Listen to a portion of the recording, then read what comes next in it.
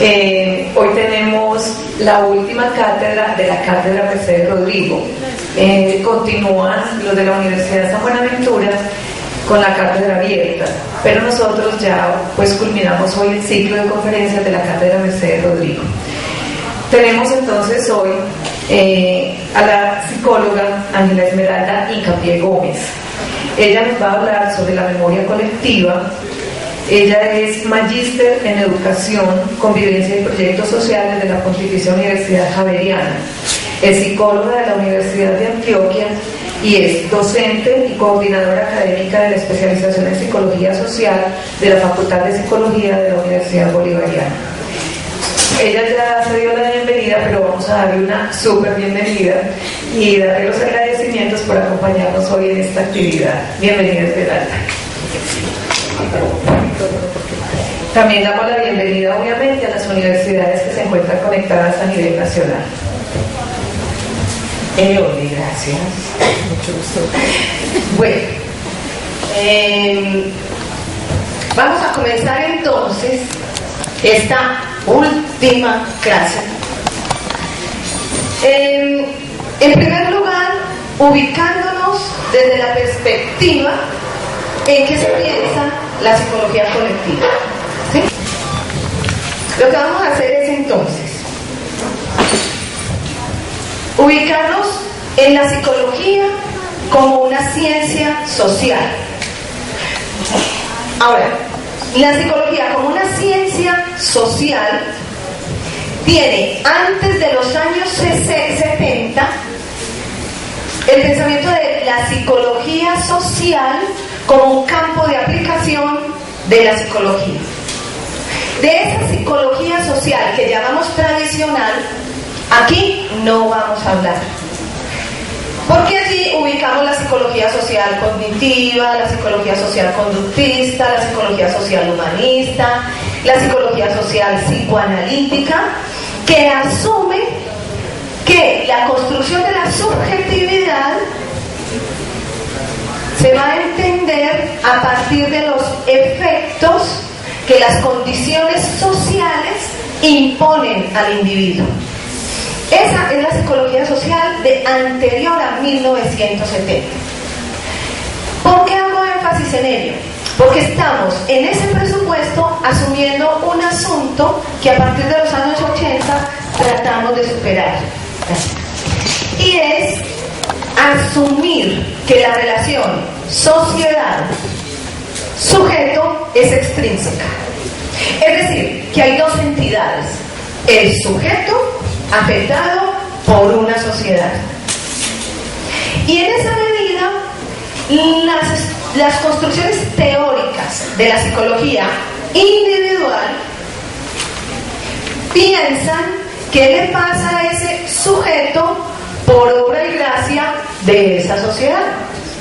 Y en esa medida, la sociedad viene a ser una variable más que afecta al sujeto. Esas son las 4 psicologías sociales que llamamos psicologías sociales tradicionales, anteriores a 1970, donde lo social se asume como una variable que afecta al sujeto, entendido como individuo para la conductista, como persona para la humanista, como sujeto al psicoanálisis, etc. Pero de todos modos se mantiene la estructura teórica del sujeto, el individuo, la persona, y lo social es una variable. Segundo, de lo que vamos a hablar aquí cuando hablamos de psicología social es de la psicología social que unos llaman emergente u otros llaman contemporánea, y otros, en términos epistemológicos, llaman pospositivistas.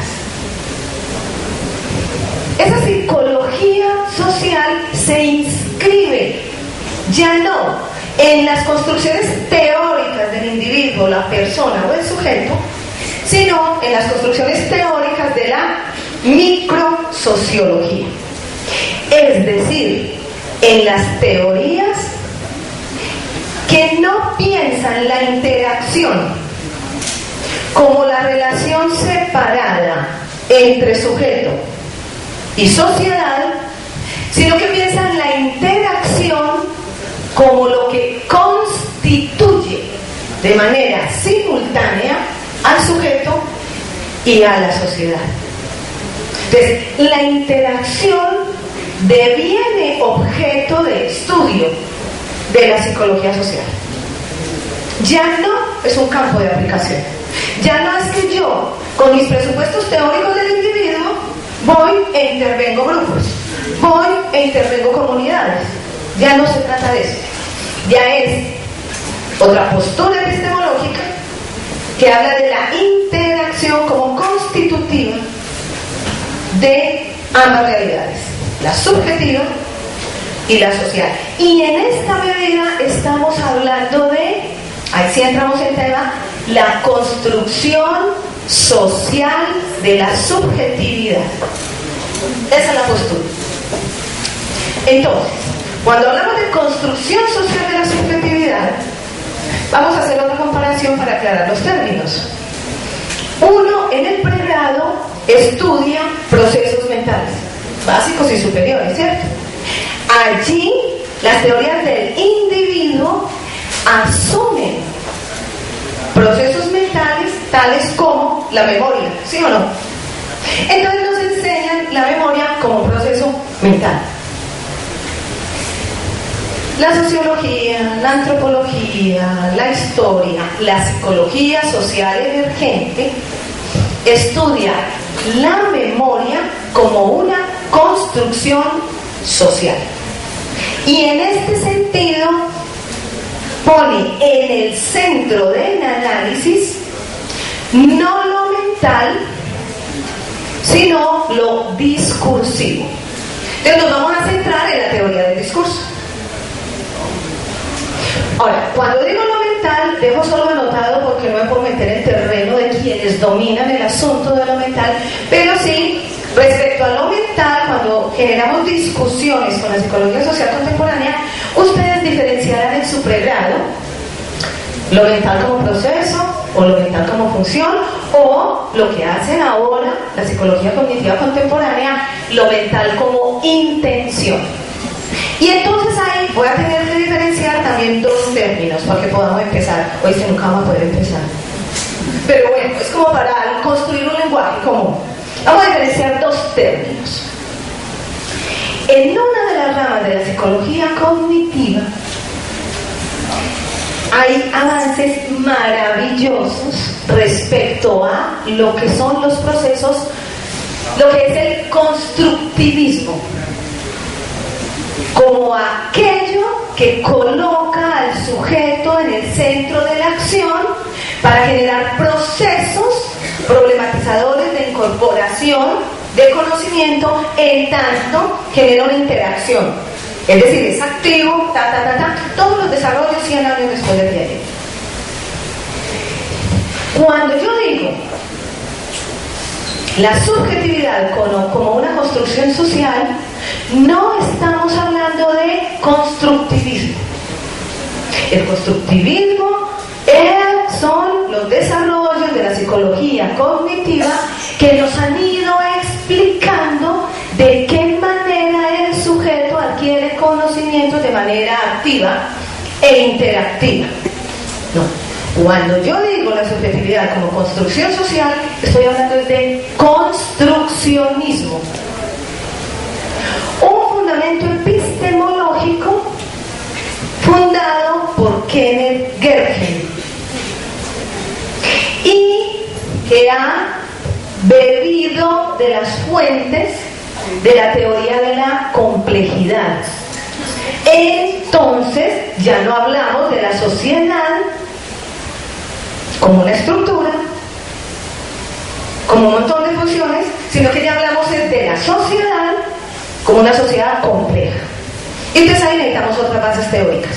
La teoría de la complejidad, cuando pensamos en una sociedad como una teoría compleja, necesitamos traer a la memoria conceptos como el bucle retroactivo, para ahorita entender la memoria colectiva. ¿Sí?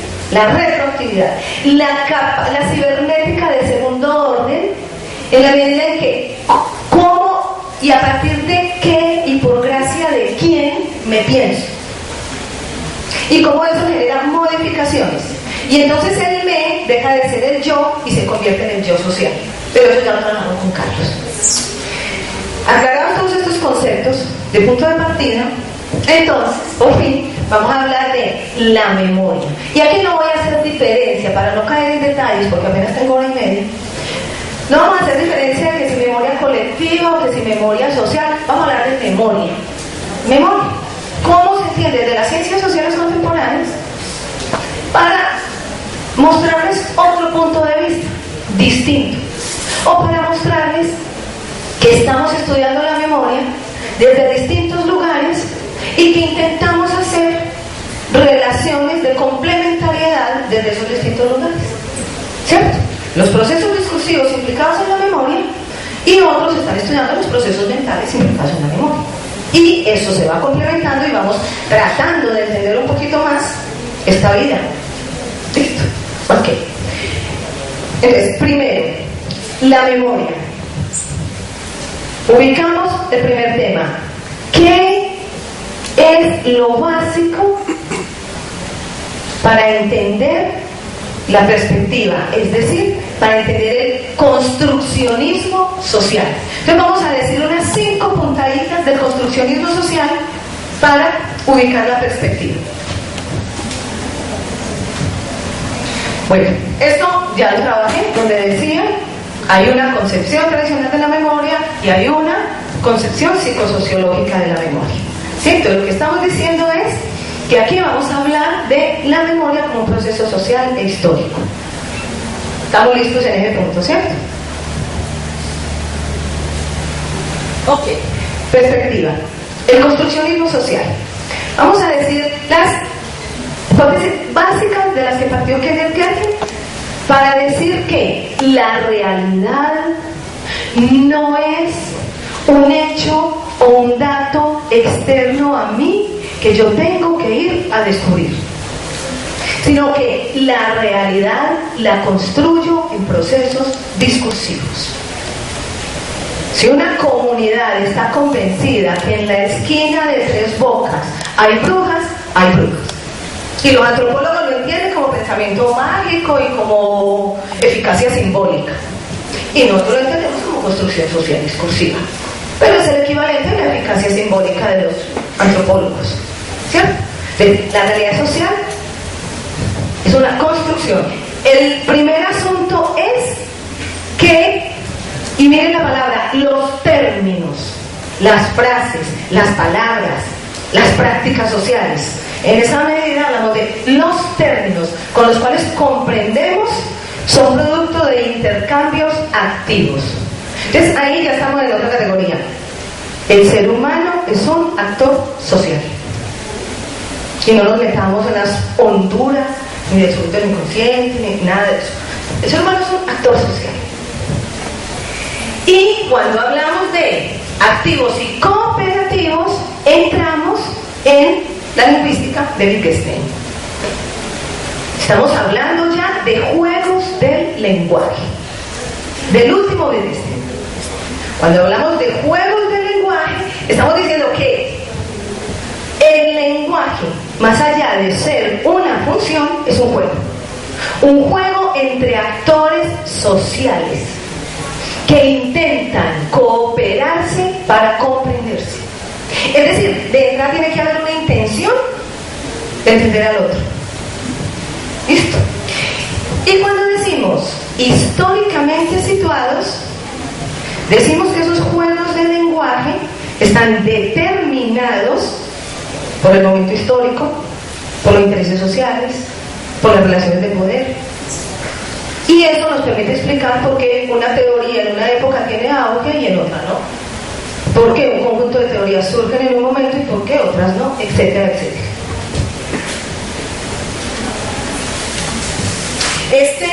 Este libro, la portada de este libro que marco aquí, los que quieran nos dejan el correo y les mandamos la versión electrónica, que es la compilación que hizo Ángela Estrada de los textos de Kenneth Gergen.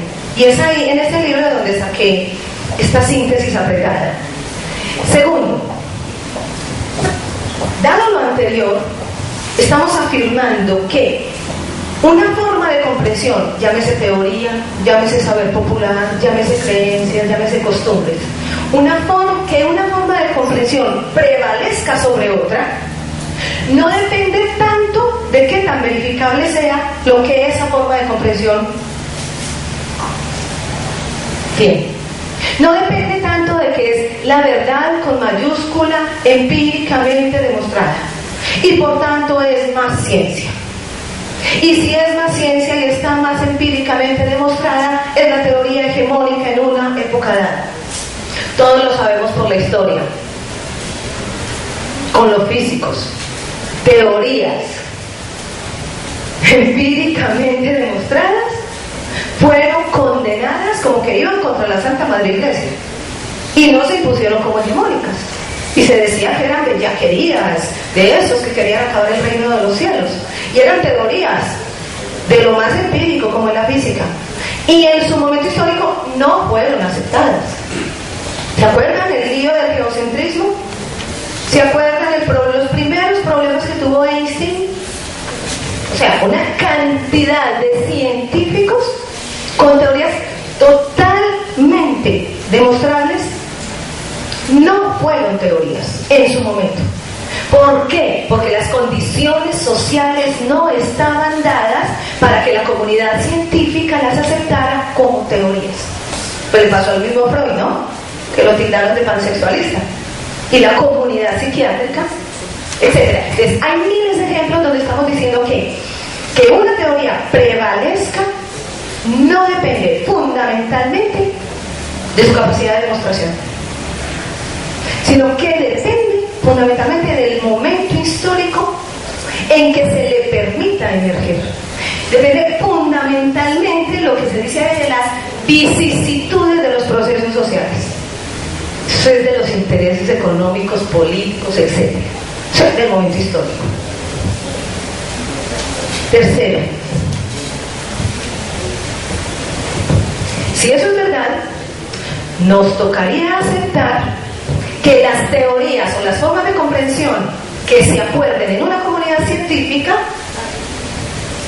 sostienen unos modelos, no el modelo. Lo que estamos tratando de deconstruir es las palabras con mayúscula, es los absolutismos teóricos. Es decir, desde la psicología social no existe la teoría, no existe la verdad irrefutable.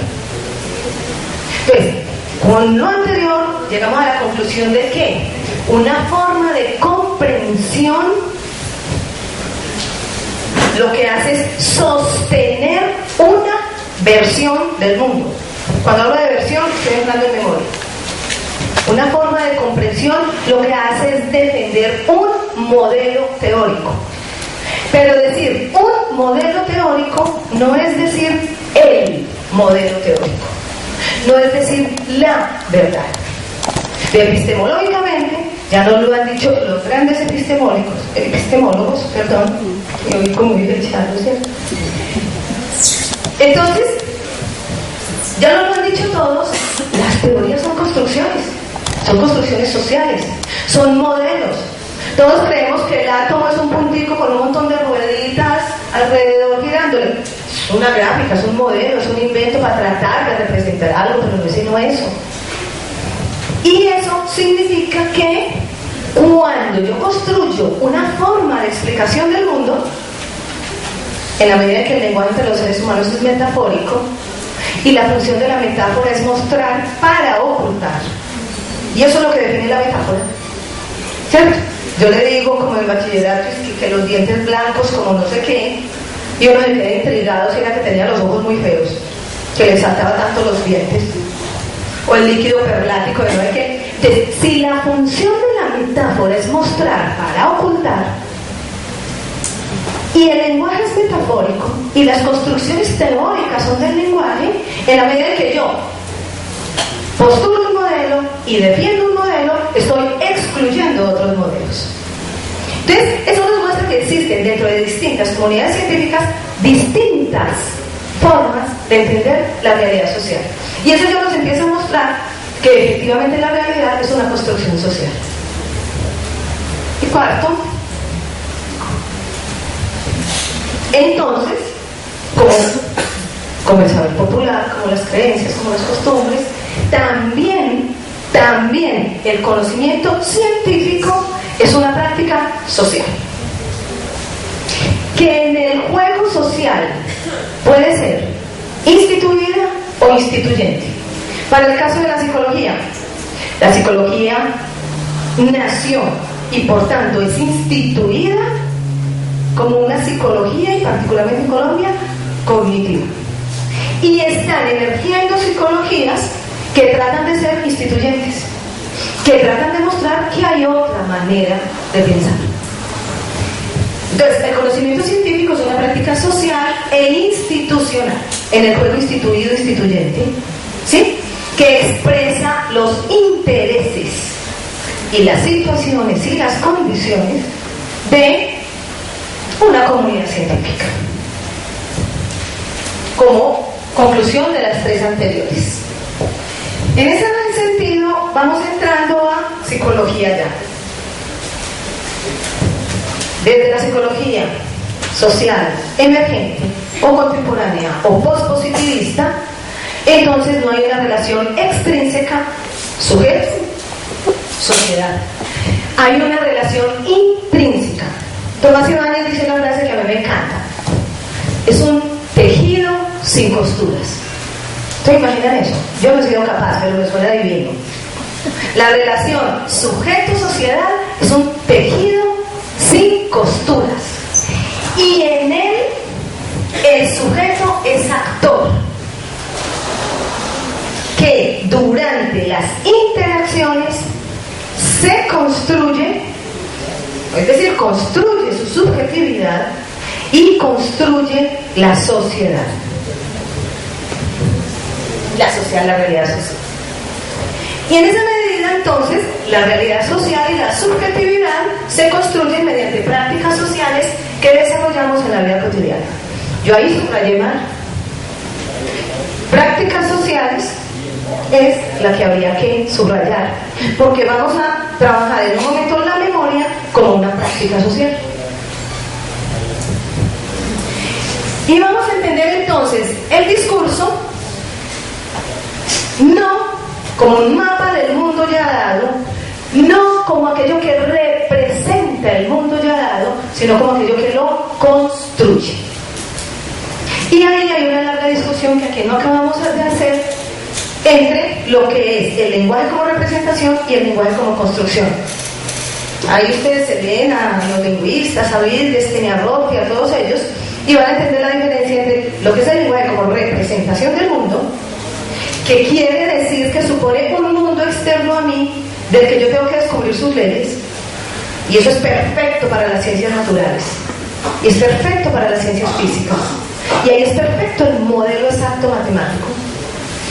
Pero el lenguaje como discurso de actores sociales es construcción de mundos posibles, y entonces eso ya no es perfecto para las ciencias naturales y físicas, pero sí funciona para la manera como nosotros vivimos y nos inventamos traiciones de nuestro amante allí donde no están, pero porque quiero sufrir y padecer, y todo lo que nos inventamos y damos como una realidad hasta que la construimos.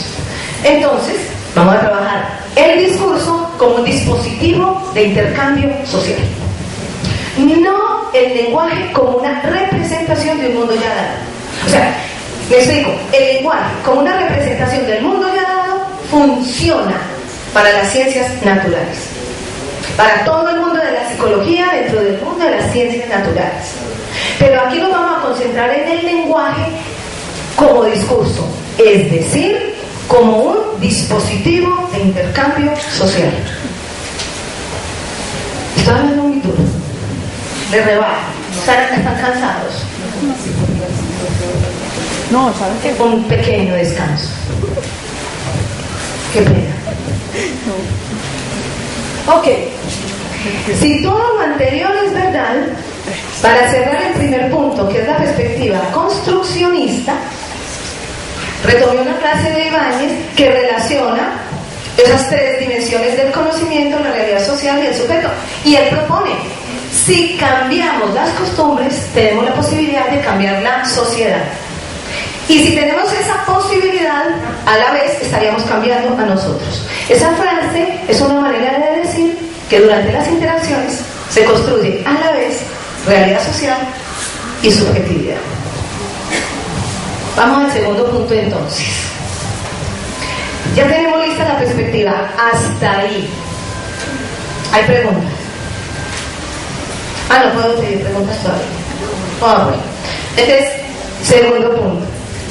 Vámonos con la memoria. La memoria como una práctica social. Entonces vamos a decir las dos cosas que caracterizan la memoria. Y es, la memoria se funda en el discurso, es decir, una práctica discursiva. Pasa por la palabra solo cuando esa palabra está en relación con un otro. Es decir, la dimensión comunicacional, la puesta en acto, lo discursivo es lo que constituye la memoria. Otra manera de decirlo es que es una acción conjunta en la vida cotidiana. Y miren el segundo renglón, que genera narraciones adecuadas a los discursos. Vamos a poner un ejemplo. Ustedes y nosotros hace mucho más tiempo cumplimos 15 años, ¿cierto? Y los 15 años son un asunto muy familiar. Y todos lo vivimos. Pero resulta que usted como quinceañera, bueno, hablo para las mujeres porque yo creo que a los hombres no se lo celebraron, pero fueron a bailar. Usted como quinceañera vivió ese momento y lo recuerda. Su mamá fue la que organizó la fiesta y se angustió. Su papá, estoy diciendo por un invento, pero imagínenselo, su papá fue el que puso la plata y se endeudó. Sus hermanas fueron las que compararon que a ellas no les hicieron una fiesta tan buena y tienen ahí su cosita maluca con usted.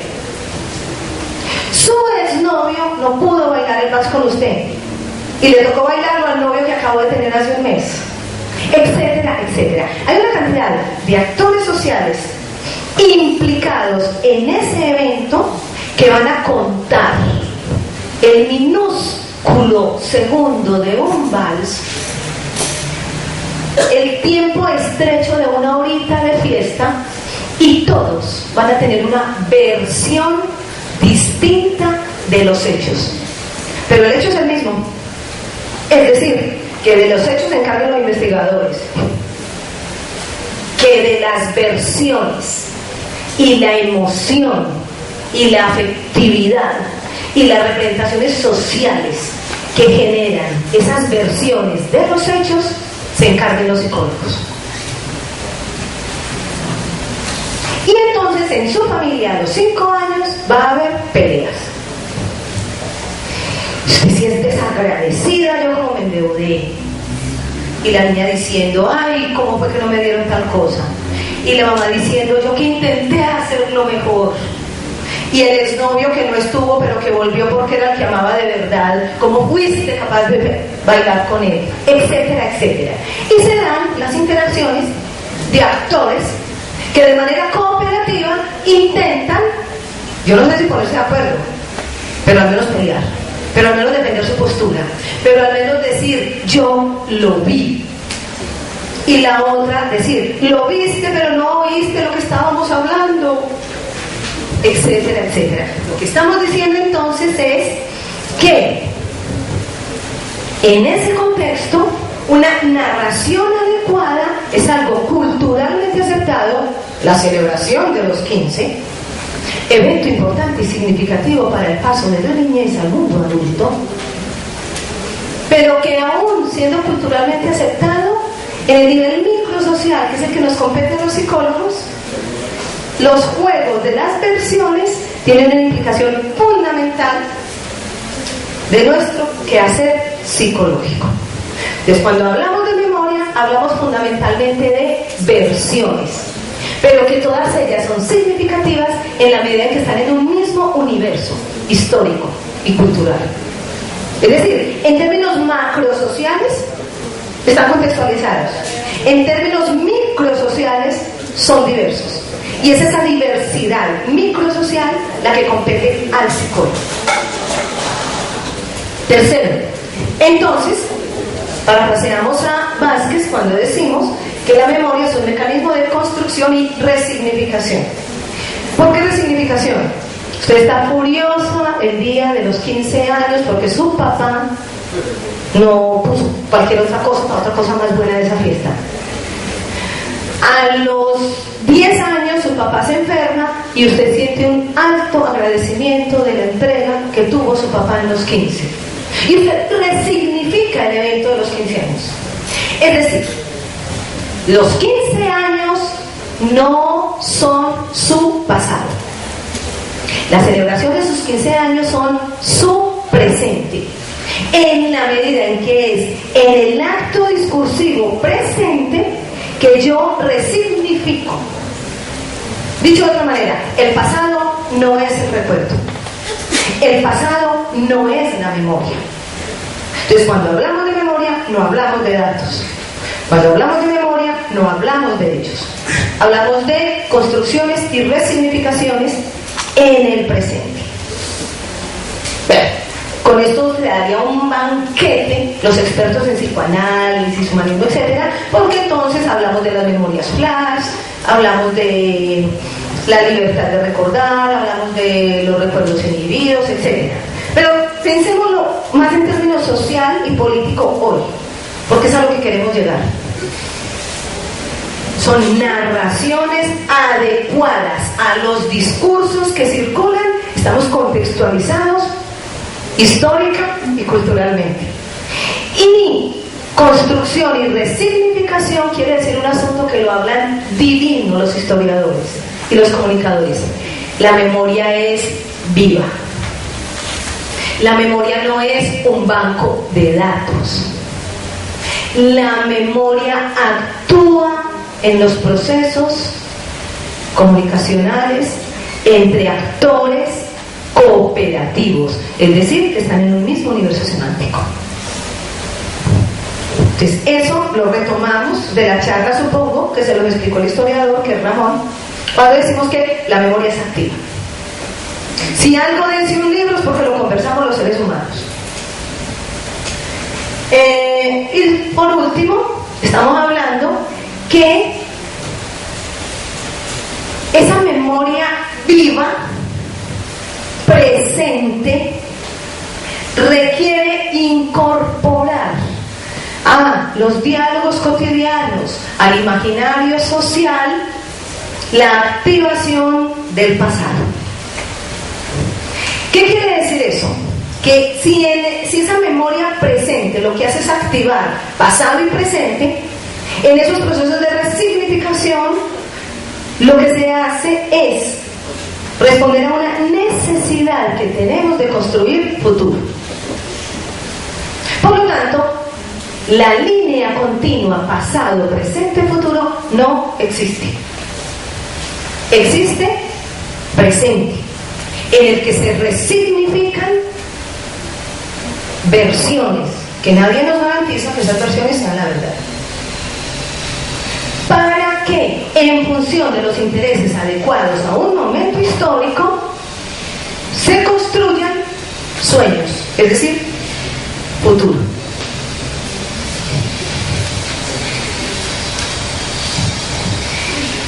¿Entendería así la memoria? Entonces, es importante estudiar la memoria social en términos políticos y sociales, porque la memoria estabiliza la realidad. ¿Qué quiere decir eso? Quiere decir que entre el pasado, que yo vivo mis 15 años, y el presente, la memoria es un pivote. Yo pivoteo, yo nombro, yo lenguajeo, como diría Morán, yo resignifico constantemente lo que me pasó, pero en el presente, en las condiciones del presente. Entonces, la memoria es el pivote que liga pasado y presente. Y la manera como yo pivotee por las condiciones políticas y económicas en que me toque pivotearlas, construyo un futuro. En esa medida, la memoria estabiliza la realidad y es que me ubica en un contexto histórico. Yo hago una línea compleja, y eso es más un contexto, no una línea pasado, presente, futuro, sino que yo hago una continuidad entre mis hechos, los que estoy y los que vienen. Segundo, otra función de la memoria es crear espacios de posibilidad para nuevas interpretaciones. ¿Qué estamos diciendo? Que si la memoria son versiones de la memoria, que si lo que nos interesa es cómo esas versiones se posicionan hegemónicamente unas y no otras, que si en cada momento histórico una memoria prevalece sobre la otra, no porque sea empíricamente más demostrable, sino porque hay condiciones políticas y económicas que defienden un modelo teórico y no otro, por ejemplo, o una versión de un político y no otra, etc. Si estamos diciendo eso, estamos diciendo que si esa memoria es construida, puede ser deconstruida. Si esa memoria es una interpretación, puede haber otra interpretación. Si nos dijeron esta versión de esta masacre, puede haber otras versiones. Es decir, abrimos el espectro con los estudios sobre la memoria a nuevas comprensiones del mundo en la medida en que logramos otras interpretaciones con las personas con las que intervenimos, sea en clínica social discursiva, pues en las terapias narrativas que hacemos los sociales, o sea en trabajo con grupos comunitarios, etc. No importa pues el campo de aplicación. El asunto es el dispositivo epistemológico desde el que hacemos clínica o trabajo grupal o familiar o comunitario, los sociales. En el caso individual es las terapias narrativas. Entonces, trabajamos pivoteando eso para generar posibilidades de otras interpretaciones. Y tercero, la función política del trabajo en memoria colectiva es el análisis crítico de las versiones dominantes. Porque hay un sistema social que en la medida en que necesita ser instituido, tiene que luchar contra las fuerzas instituyentes, y lo que hace es construirnos memorias. O sea, las memorias no las construyen quienes tienen los discursos dominantes, ¿cierto? Yo no sé si todavía haya quien crea a pie justillas los noticieros, pero los noticieros nos dicen datos y uno le cree, ¿cierto? Entonces hay discursos dominantes que nos construyen las memorias. Lo que podemos hacer en la medida en que nos reconozcamos como actores sociales, que todos estamos implicados en la construcción de la memoria, es mostrar que es posible construir otros relatos. Y ahí trabajamos mucho con comunicaciones alternativas, con canales comunitarios, etc., con aquellos lugares. Y ahí hay un estudio importantísimo a hacer con las redes sociales. ¿Cómo les parece Wikileaks? Nos sacaron otras versiones. O sea, el poder que hoy tienen los actores sociales por obra y gracia de las nuevas tecnologías es de construir versiones impuestas y narrar otras versiones. Mire lo que está pasando con los movimientos sociales. Hay posibilidades de conectarnos en el mundo, hay posibilidades de construir diversos discursos y no ser esclavos de un único discurso que nos construye una única memoria. Y por último, la memoria también la trabajamos como una herramienta de reparación. Ahorita explicamos un poquito eso. En ese sentido, los psicólogos estudiamos, cuando estudiamos memoria, cómo los procesos sociales afectan la construcción de memoria, que es lo que estaba tratando de decir, que la memoria se contextualiza y responde a unos intereses. Esa actividad de construcción de los acontecimientos, ¿cómo es? ¿Y cuáles son las fuerzas que inciden en que vos construyas una versión y no otra? En que un campesino diga, es que así tiene que ser. En que un desplazado diga, la vida es así. en que los niños en los colegios crean unas versiones del desplazamiento o crean que no hay que sentirse mal porque en Colombia todos hemos sido desplazados. Antes se llamaba colonos, que es lo que muchos colegios les están diciendo en la última investigación que hice sobre memoria. A los niños les están enseñando que como la violencia en Colombia es continua y de baja intensidad, y como llevamos 200 años en conflictos de baja intensidad, todos somos desplazados. En la medida en que antes eran colonos en la guerra de los 50, ahora se le llama desplazamiento. Pero amigo, no sufra que en Colombia todos somos desplazados. Y los llevan a un lugar de naturalizar su situación. Si todos somos desplazados no hay problema, hermano. Y esos efectos de invisibilización de unos asuntos actuales que habría que intervenir le sirven mucho a muchas personas. Entonces, lo específico del conflicto hoy se borra diciendo que es un conflicto de 200 años. Se naturaliza lo específico de lo que está pasando hoy. Y los niños crecen con esa idea.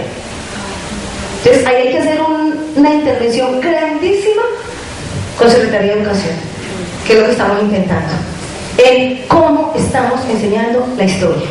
Es grave. No estoy diciendo que sea de mala voluntad, ¿cierto? Los docentes intentan hacerlo mejor y para calmar la angustia de las familias encuentran ese recurso, ¿cierto? Pero las intervenciones que están haciendo de verdad vale la pena revisarlas. Se estudia entonces el papel del contexto en la construcción de memoria. Parece interesante.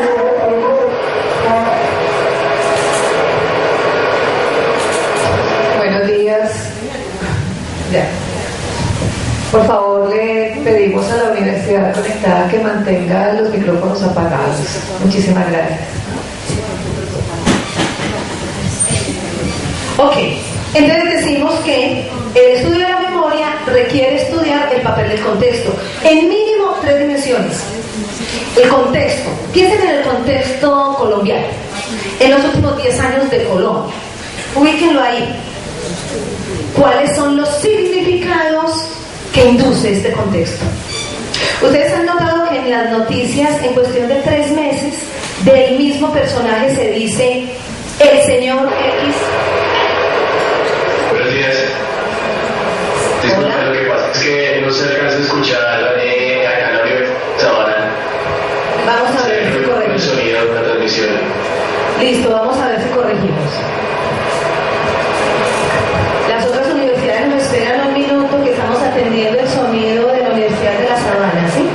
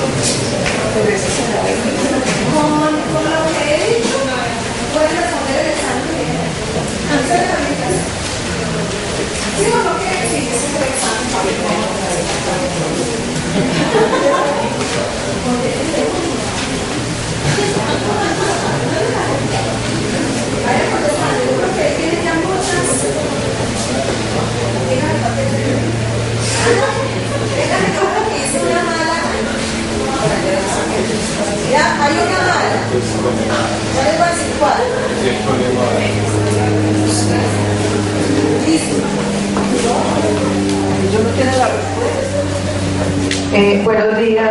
Los compañeros de la Universidad de La Sabana con este micrófono escuchan mejor. ¿Listo? Muchas gracias. ¿Están escuchando bien? Sí. Esmeralda.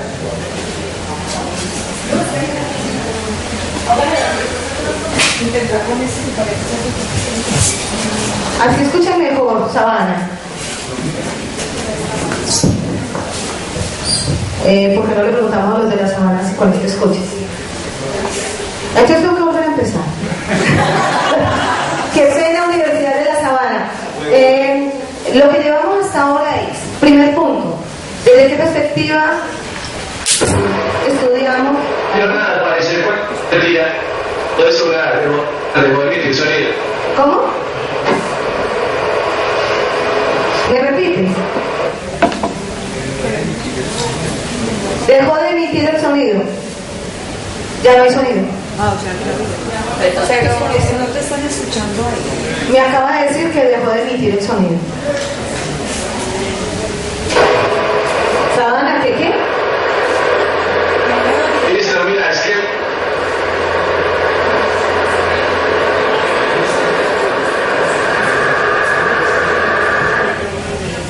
compañeros de la Sabana, ¿ya nos están escuchando bien?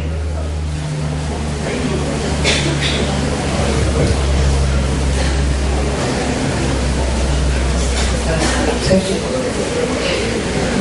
Nuestros compañeros de la Sabana nos escuchan. perfecto. Sí, listo. Entonces es con este. Ok. Para los compañeros de la Sabana lo que hemos hecho hasta ahora es decir que la memoria social o colectiva se estudia desde una perspectiva construccionista, del construccionismo social de Kenneth Yerkin. Que en ese sentido la relación sujeto-sociedad es intrínseca y tanto sujeto como sociedad se construyen en procesos discursivos. Y hemos dicho entonces que la memoria como práctica social discursiva es una memoria siempre presente que pivotea la relación pasado-presente para construir futuro. Y hemos dicho además entonces que la memoria es la que da continuidad social. Yo necesito sentir una continuidad en el tiempo. Entonces la memoria me temporaliza. Eso es distinto a decir pasado, presente, futuro, sino que es decir conexiones discursivas que hago. Y en ese sentido la memoria es versiones. Entonces no nos interesa tanto el hecho en sí, como debe interesarle a otras ciencias, sino los procesos a partir de los cuales se construyeron las distintas versiones del hecho y los efectos psicosociales que esas versiones tienen en los actores sociales. Cuando asumimos que los actores sociales tienen distintas posiciones de poder en el juego del lenguaje. Y en esa medida hay unas versiones hegemónicas y hay unas versiones excluidas, y las versiones hegemónicas tratan de fabricar la memoria como una única memoria. Y en ese sentido se dice que lo que pasó fue esto. Y estamos diciendo que en el siglo XXI tenemos una gran oportunidad con los movimientos sociales y con las TICs, cuando vemos que hay vías para que los discursos excluidos entren en el juego del lenguaje, que es algo parecido a lo que hizo Wikileaks, que es algo parecido a lo que hizo el movimiento social en Chile estudiantil, y que es algo parecido a lo que está haciendo el movimiento estudiantil en Colombia, etc. Es posible que haya diversas voces en el juego del lenguaje, y es posible entonces que se sostenga una única versión cada vez sea más difícil en la medida en que haya actores sociales que reconozcan que las memorias se construyen y que se construyen dependen de que hagamos ejercicio del discurso. Hay un texto que me parece interesante al respecto de una comunicadora, Ana María Miralles, que se llama El miedo al disenso, donde muestra cómo los medios de comunicación fabrican nuestras memorias y cómo ese contexto particular, por ejemplo de Colombia, fabrica nuestros miedos, y que fundamentalmente la función del miedo es olvidar. Pero se olvida porque no puedo hablar. Por lo tanto, olvido es sinónimo de sin memoria, no de no recuerdo. Me fabrican los recuerdos, me fabrican la memoria. Me callé para escuchar qué me pasaba a mí. Hay algo que parece chistoso, pero puede ser ilustrativo. Cuando yo trabajaba en enfrentamientos armados, empezaba algún enfrentamiento armado y la gente que estaba en la acera se encerraba en su rancho. Pero se encerraba en su rancho para prender el televisor y que el televisor le contara lo que estaba pasando. Y ellos lo estaban viviendo. Es decir, hay posiciones subjetivas construidas cuando nos dicen que la memoria es única y que solo quienes saben, científicos o poderosos, son los que saben la verdad de los hechos. Entonces no piense, no oiga, no hable.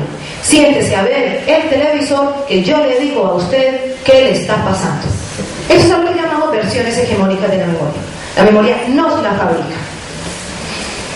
Ahí vamos, perdón la repetición.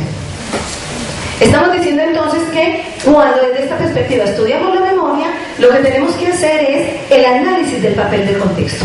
Eso quiere decir que hay que analizar cuáles significados induce el discurso. Les estaba poniendo el ejemplo de que en un noticiero, en un solo mes, refiriéndose a un mismo actor social, se le puede nombrar de el señor X, el narcotraficante X, el terrorista X, el X título político X. Pero por las vicisitudes de lo que ocurrió en ese mes, el locutor, el presentador de noticias, tiene en el teleprompter distintos epítetos: o terrorista, o narcotraficante, o señor. Depende del juego de poderes en que esa persona esté ahí. Pero hay otros juegos de lenguaje más sutiles. ¿Qué es y qué función tiene en nuestro psiquismo la voz pasiva del lenguaje y la voz activa? ¿Qué es que unos televidentes de un canal RCN, que es dueño de un equipo de fútbol, diga el Nacional fue derrotado o diga el Nacional perdió? Mire, esto tiene implicaciones abismalmente distintas, son abismales, porque la voz activa y la voz pasiva coloca el juego de relaciones de poder en distintos lugares, y son esas impresiones discursivas las que hay que analizar para tratar de entender el sentido que el locutor, en el supuesto lenguaje objetivo de la noticia, que no existe, induce. Solo con el juego de voz pasiva y activa. Solo con el título que le da el nombre del personaje en el cambio de un mes de la noticia. ¿Sí? A eso se refiere con cuáles son los significados que induce y por lo tanto cuáles son los discursos que propicia. Porque cuando yo oigo la noticia así, converso, y en Medellín conversamos, y en Colombia conversamos, y en Latinoamérica conversamos de una manera. Hoy conversamos de una manera distinta, por ejemplo, del presidente Uribe, y hace 5 años conversamos de otra manera distinta. ¿Cómo han incidido los medios de comunicación para que tengamos versiones distintas? Para que podamos conversar distintas. Entonces, ¿cuáles son los significados que propician o no propician? Es clara la primera idea, ¿cierto? Segundo, tercero ya. Si en el estudio de la memoria descubrimos cuáles son los significados que induce, cuáles son los discursos que propicia, o sea, de qué se puede hablar y de qué no, entonces ese juego del lenguaje impulsa unas prácticas y prohíbe otras. Y si decimos que la memoria es una práctica social, tenemos derecho a tener unas memorias y no tenemos derecho a tener otras. Nuestra memoria es fabricada en ese proceso. Eso quiere decir que está fabricada la forma como las personas se expresan, y que un trabajo del psicólogo es ser capaz de hacer análisis de discurso, ser capaz de pillarse cuando alguien te habla cómo se expresa. Es una fabricación. Las formas como las personas interpretan lo acaecido. Les conté el tiro de que se encerraban a ver lo que les pasaba.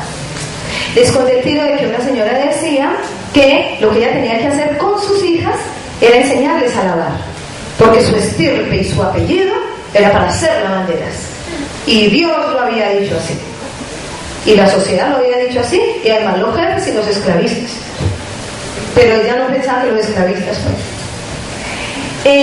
El carácter normativo de la memoria, eso ya lo dijimos cuando decimos, no se trata de un hecho, se trata de condiciones instituidas, y eso es el carácter normativo. Hay unas condiciones sociales instituidas que definen cómo interpretar los hechos, y ese es el carácter normativo de la memoria. Es un juego de intereses, y hay un sistema social al que le interesa fabricar X memorias y no otras. El carácter intersubjetivo de la acción social. Ya dijimos, el sujeto no es un indiviso, no es un indiviso separado de la sociedad. Sujeto y sociedad en relación intrínseca está diciendo que es en los procesos intersubjetivos como construimos esas versiones de la memoria. Y esas versiones de la memoria, en esos juegos intersubjetivos, nos permite nuevamente afirmar que la memoria es una práctica social. El carácter pragmático del discurso. Aquí nos interesa el discurso en tanto sus efectos sociales y políticos. Cuando decimos las memorias son fabricadas, nos concentramos en el estudio del discurso por los efectos que esos discursos tienen en nuestras interacciones. Y si esa memoria se estudia, entonces, en conclusión decimos que ¿qué sentido tiene hacer? Y subrayamos la palabra hacer. ¿Qué sentido tiene hacer memoria? ¿Por qué estudiar la memoria? Uno, porque existen intereses a favor de unas memorias y de unos olvidos. Hay una frase muy linda al principio que debí decir, una manera muy simple de definir la memoria, y es que no hay nada tan lleno de olvido como la memoria. Es decir, para tener memoria hay que olvidar. Porque si olvido quiere decir que hay algo existente sobre lo cual lenguajear, sobre lo cual generar discursividad, sobre lo cual generar versiones. ¿Sí? Entonces la condición de la memoria es el olvido, que es una materia prima desde la cual yo discurso, yo nombro, yo discuto, perdón. Entonces, si la memoria, no hay nada tan lleno de olvido como la memoria, o sea, la condición de la memoria es el olvido, es necesario estudiar la memoria porque existen intereses totalmente del sistema a favor del olvido y a favor de la ausencia de memoria histórica. Y esa es distinta a memoria hegemónica. ¿Sí? La memoria histórica es la que coloca las diversas versiones en procesos dialógicos para encontrar procesos de cooperación en la que emerjan todas las versiones. La memoria hegemónica es la memoria fabricada como única y como verdad incontestable. Hay un tiro, rápidamente, que a uno en psicología social le preocupa mucho. Si la memoria es, como dicen los españoles, flaca e interesada, preocupa mucho la psicología forense que le cree cuando, tras una pantalla, ponen posibles agresores y traen al agredido a que señale cuál es el agresor, y cuando el agredido lo dice con toda seguridad, ese fue, le creen más. Cuando el agresor dice, no sé, es que estaba tan aporreado, es que tengo dudas. Cuando el agredido tiene dudas, su palabra se pone en duda. Y cuando el agredido tiene una total certeza, no. Los estudios sobre la memoria demuestran que es al revés. Es mucho más fiable aquel que duda que aquel que tiene una certeza por encuentro. Pero bueno, de ese tema no podemos hablar hoy. Segundo, Ya dijimos, el sistema vigente fabrica memorias porque la imposibilidad de hacer memoria desde los pueblos logra que la sociedad civil, y ahí pasamos a una memoria política de Martín Baró, este es un aporte de Martín Baró para darte a rematar, es necesario hacer memoria porque si no se puede hacer memoria en Colombia, se logra que desconozcamos los acontecimientos, se logra que se imponga una versión oficial de la memoria. Aquí todos ya creemos que es el paramilitarismo, que fue lo que sucedió no sé dónde, todos creemos a pie juntilla lo que nos dieron los noticieros. Y estamos furiosos y enardecidos por lo que dijo el noticiero el año pasado. Y el noticiero dijo cosas totalmente distintas este año. Y entonces ya pensamos distinto. Es decir, yo soy en función de lo que me diga el medio de comunicación. Entonces yo estaba furioso por unas cosas en el 2008 y hoy estoy furioso por otras. Ojo, posiciones pasivas inadmisibles en los científicos sociales. Mirada crítica a toda versión que nos intenten imponer, porque si hay un gran esfuerzo de imponerla, motivo de sospecha. Se estigmatice y haga negación de las víctimas y se establezca la impunidad como norma. Eso es lo que ya no se entra en el terreno de la salud mental, pero que debió ser de otro tema. Por lo tanto, el trabajo en memoria es luchar contra el olvido, pues no el olvido activo de hacer memoria, sino el olvido de invisibilización y desconocimiento, contra la mentira y la impunidad, es recuperar. Aquí hay un datico chiquito para los que lo quieran leer. Recuperar verdad, orden y justicia. Ay, sí, bien, qué horror. Miren. No, ya va acá. Los griegos. Ustedes saben que nosotros somos muy griegos, ¿cierto? Lástima que le damos más la tragedia que la comedia. En todas mis intervenciones pruebo a exacerbar la comedia, porque qué manera para haber heredado la tragedia, ¿cierto? En griego, la diosa de la memoria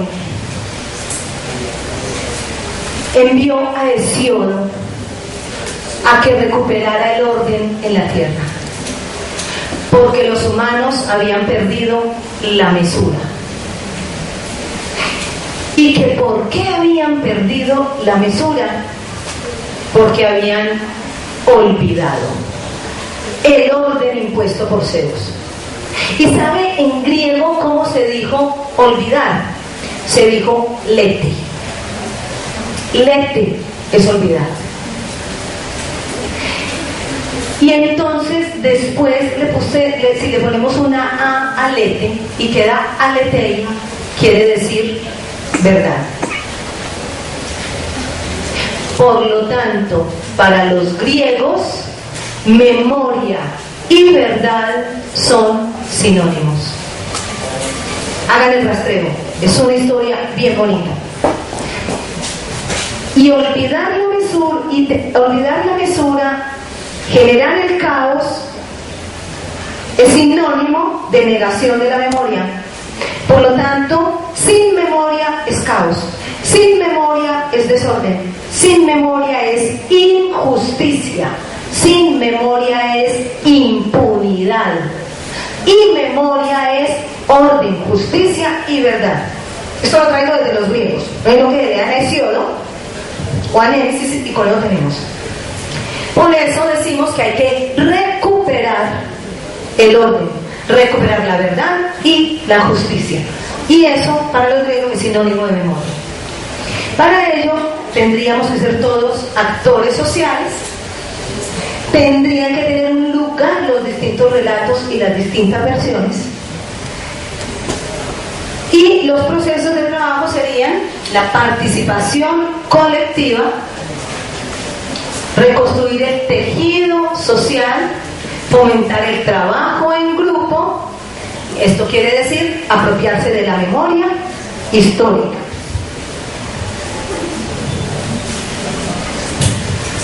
esto era lo de los griegos. Brinquémonos, ¿no?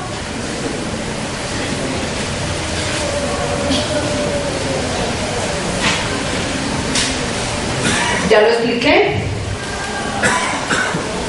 El trabajo entonces en psicología sería esos 4 puntos, ¿sí?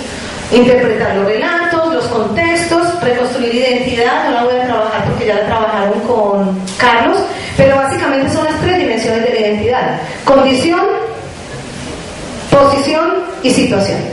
Es decir, la identidad yo la asumo solo en la medida en que el otro me la otorgue. Esa es la identidad social. Y eso depende de asumir una condición, una posición y una situación. Y reconstruir la acción colectiva. Y bueno, ya aquí, pero se acabó el tiempo, ¿cierto? A ver, rápidamente. Lo que tenemos que hacer es estas 4 cosas. Vamos a ver cada una a toda velocidad. Una, interpretar relatos. ¿Qué es interpretar relatos? Es trabajar, llámese paciente, grupo, comunidad, medios de comunicación, con lo que ustedes trabajen.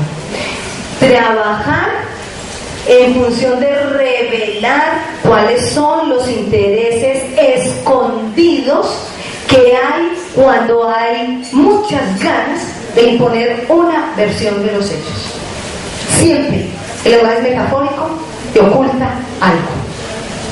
Siempre que queremos que sea una sola cosa, sabiendo que siempre hay diversas, es sospecha.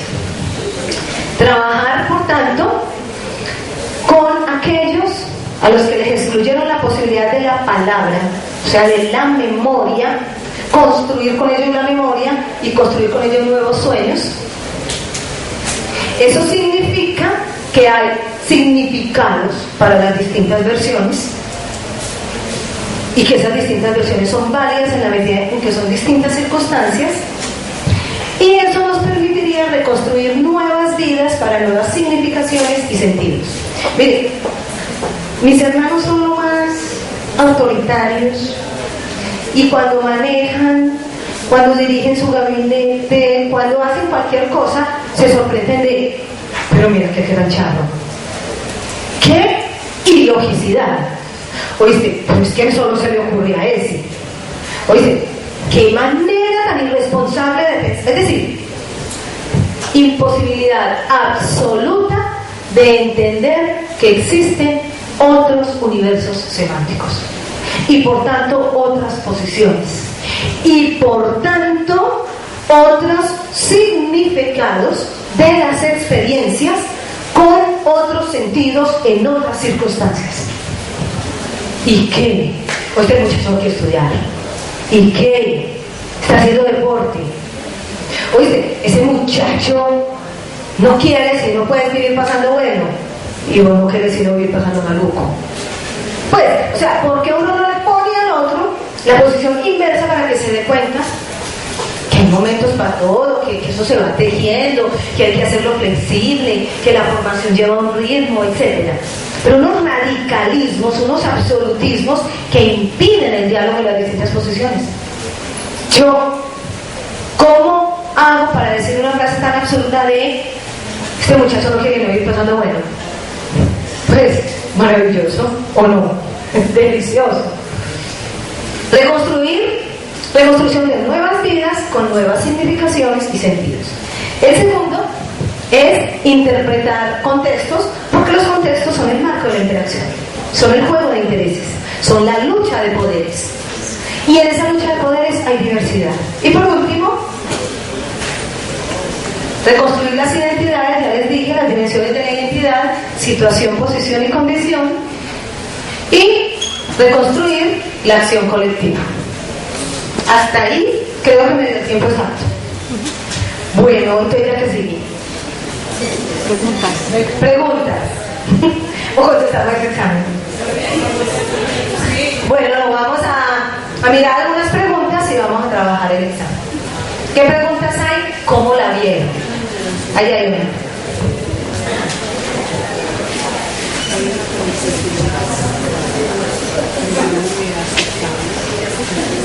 Buenos días.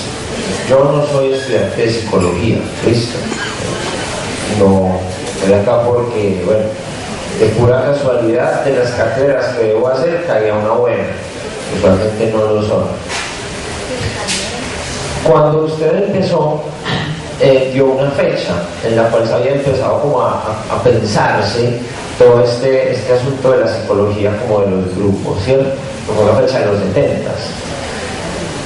Le digo que es una cátedra muy buena porque estaba acá sentado y me estaban haciendo un análisis de uno de los libros más buenos que yo he leído, que es 1984 de George Orwell. A quien le interesa este rollo de la memoria, por favor, léalo. El libro es escrito antes de los 60s. Entonces plantean un futuro, que es 1984, en el que la memoria sea eliminada. Que de hecho el personaje de este libro trabaja en los periódicos recortando las noticias y cambiando las cosas más agradables, ¿cierto? Que el Estado dice que no hay chocolate y no hay chocolate, que no hay cigarrillos y no hay cigarrillos. Te dicen a qué hora y cómo hacer ejercicio, y lo más importante, están modificando el lenguaje. Están haciendo un lenguaje automático y uniendo palabras. Existe la palabra, recuerdo mucho la palabra crimental, para cuando vos tenés deseos individuales, no los que te proponen. Entonces es un crimen mental y la palabra se va a comprimir a crimental. Parece muy tenaz, y estaba acá pensando que si estos movimientos de estudiantes y Wikileaks y lo que pasa a veces por Twitter y eso no sigue funcionando, llegaremos a un futuro fatídico como el que plantea George Orwell en 1984. De ahí, los que lo vayan a mirar, porque es muy teso el libro. De hecho hay una película del 60 y algo que le hace muy buena adaptación. Es muy tenaz el asunto de la modificación de los lenguajes, de las palabras específicas, de unir palabras para que carezcan de sentido, o simplemente de enfrentar palabras para que carezcan de sentido. Yo pensaba en las noticias, como decía usted, y me parece muy charro que cuando matan a la guerrilla a un soldado, él fue asesinado. Cuando los soldados matan a la guerrilla, pues la guerrilla está de baja. A mí todos son asesinados. Pensaba en eso. Por favor, a los que les interesa este asunto, píllense el libro, que es muy, muy teso. Es más que pregunta un aporte. George Orwell en 1984 se llama, incluso hay película, la bajan de internet. Muchas gracias. ¿Se puede bajar la película de internet? Sí. 1984. Buenos días a todos. Se llama 1984. Perdón. Buenos días a todos los presentes, en especial a la doctora. En mi caso tampoco soy estudiante de psicología, soy estudiante de último semestre de Derecho y estoy haciendo el pregrado en Ciencias Penales y Penitenciarias. Me gustó mucho el tema porque tocaste la parte social, que la socialización que veo, hay una materia en módulo denominado política criminal, muy afianzado a lo que dice ahora los medios de comunicación. Tú colocaste una frase, no recuerdo el señor, decía que cambiando la cultura se podría cambiar la sociedad, ¿cierto? Y por ende pues cambiar lo que va a suceder. Sobre las memorias colectivas también Nietzsche tenía una frase similar, decía que los valores de la sociedad son dados por los virtuosos. Entonces, ¿por qué seguimos esos valores si, por ejemplo, en nuestra sociedad los virtuosos son aquellos que llamamos gente de bien?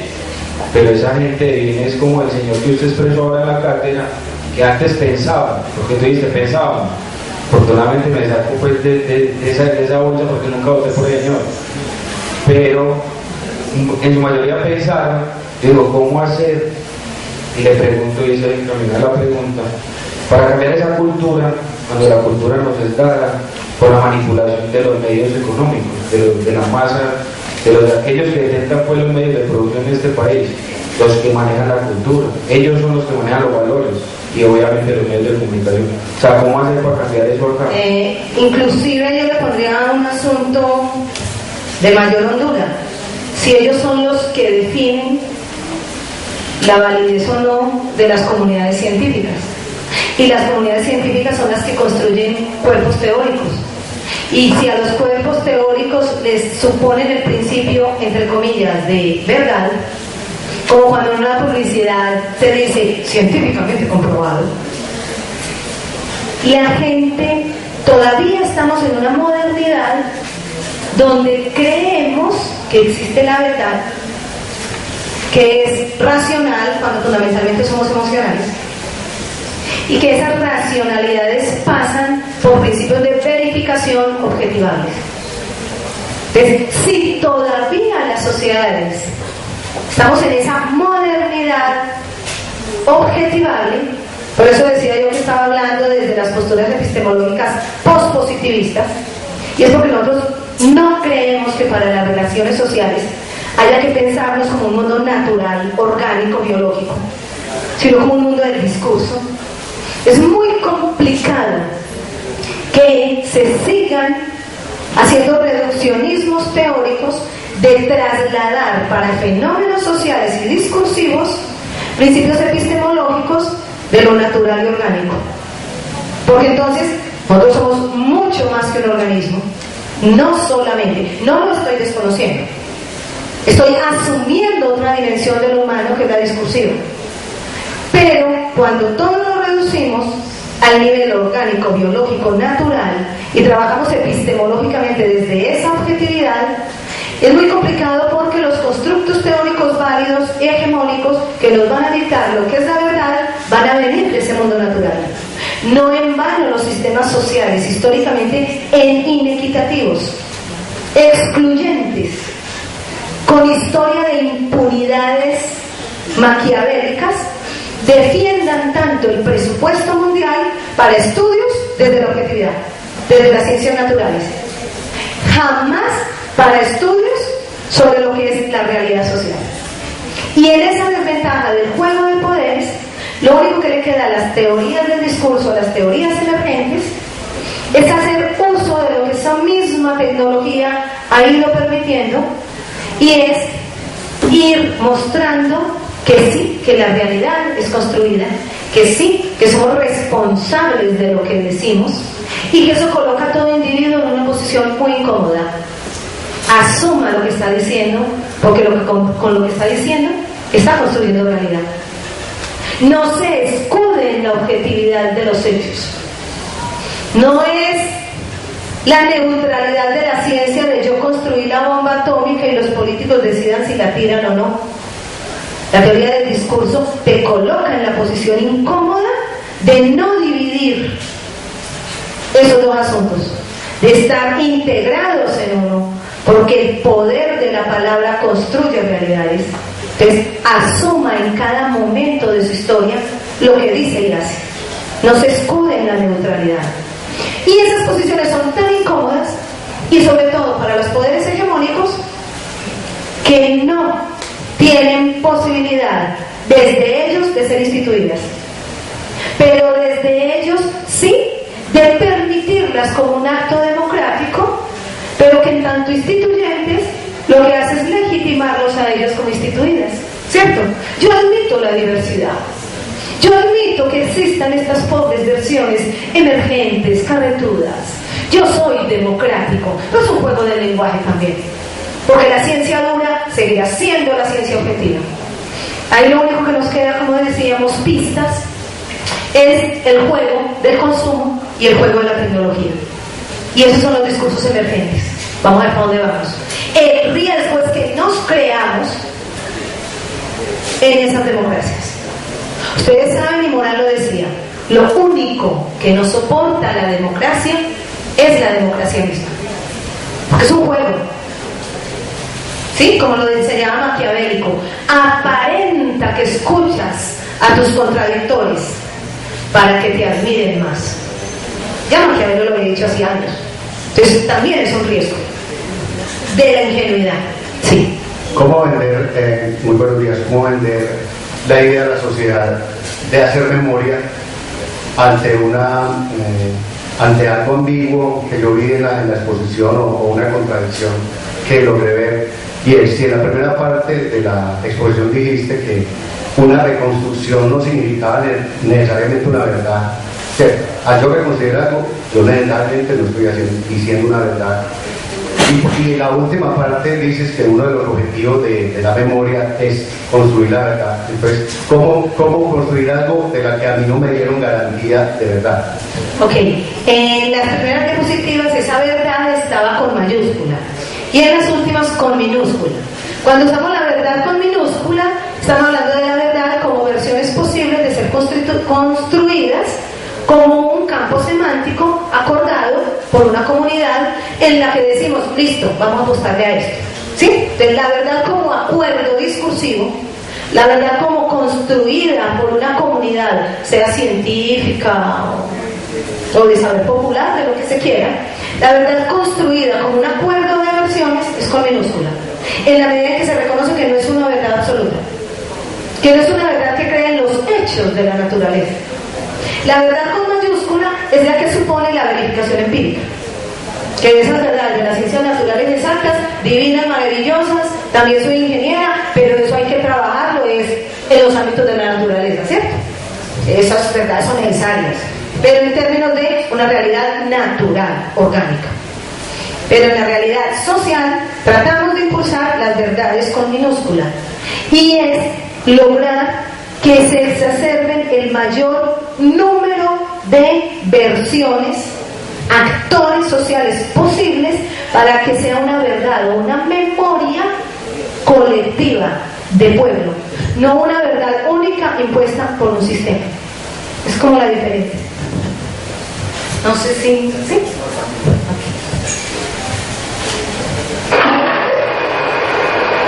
Sí, buenos días. Buenos días. Tenía una pregunta con respecto a lo que tú decías y cómo se podía, en la medida, nos enseñan pues una verdad absoluta en el pregrado, ¿cierto? Pero no se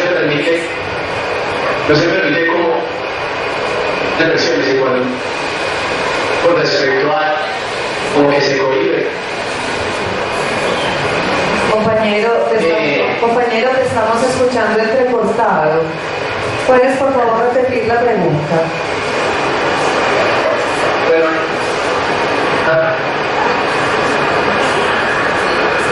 no.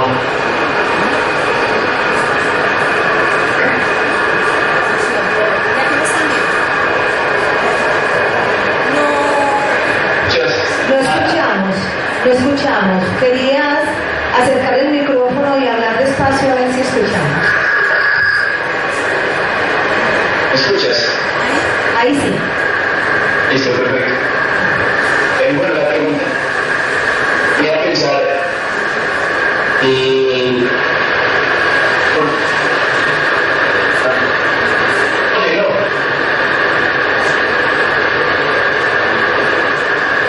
Aló. Aló. Se fue el sonido. ¿Qué hago? ¿No lo puedes decir por escrito ahí? No. Llámeme por celular pelado. ¿De dónde está? Ahí. Ahí ya. ¿Me escuchas? Ahora sí. Eso, listo. Bueno, ¿es español? No. Tengo verdad. Te llamo. ¿Le doy el teléfono o qué? ¿Se puede? ¿Aló? ¿Aló? Sí. Hola.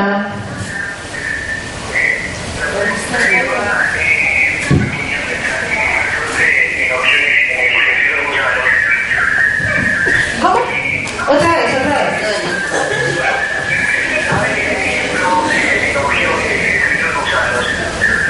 Y bueno, por ejemplo, a partir de la educación a nosotros nos enseñan que creer en una única verdad, ¿cierto? Pero cuando se trata de interpretar a esa verdad, ¿cómo se puede aplicar lo que tú propones a la educación específica? Listo.